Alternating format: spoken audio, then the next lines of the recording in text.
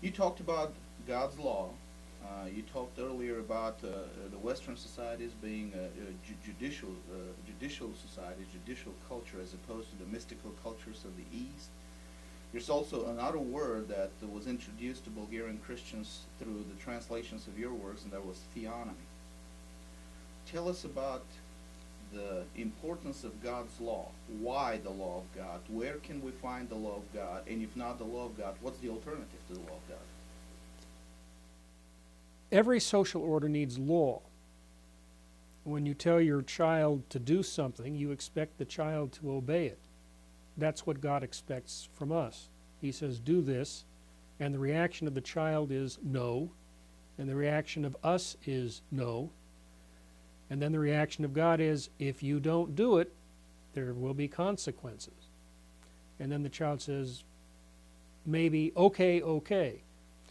And that's really what mankind does too.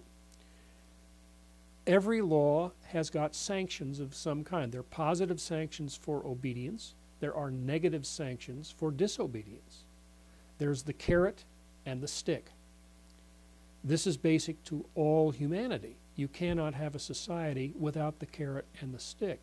So the question then is, what constitutes a good carrot? What's a legitimate stick? What kind of punishment should be imposed for what kind of crime?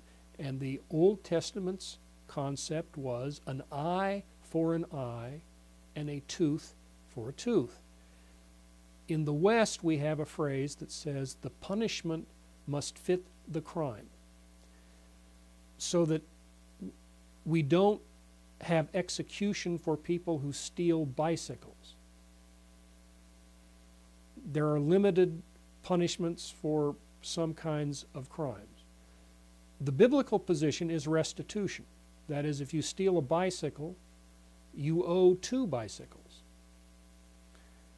You don't cut off his hand because you want him to be able to work to be able to restore the 2 bicycles. And if you cut off his hand, you make it impossible for, or not impossible, but very difficult for him to exercise dominion. So he's a poor worker now. He's in a sense, a damaged piece of equipment. So the biblical position is, don't destroy the man's productive capacity, but the victim of the crime should be the beneficiary and not the state.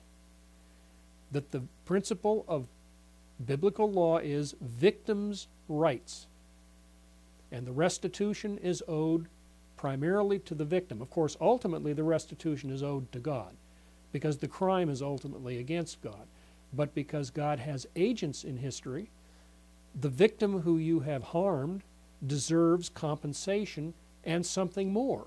It's not just that he deserves what you stole from him. He deserves that back plus an equal amount to compensate him for having gone through the trouble. That's the biblical principle. Now the question is, where do we go to find what is just? Where do we go to find the eye for the eye and the tooth for the tooth? We go to the Scriptures because they tell us the limits of how much the state should impose, because you don't want a tyrannical state, but they also say there's a minimum that the state should impose because you don't want anarchy and lawlessness. So you have to find what the Greek called the golden mean, but it isn't a golden mean. It's simply what God tells you are the limits of the power of the state to impose sanctions. Now that applies to the family too. That applies to the church too. No government is to be total, because that's totalitarianism and it destroys freedom. But every government must have at least minimal standards if it wants to stop evil. And the Scriptures are the source that Christians should go to discover what the limits are of the punishments, and at the same time what the minimal standards of punishment have to be as well. We have to go somewhere.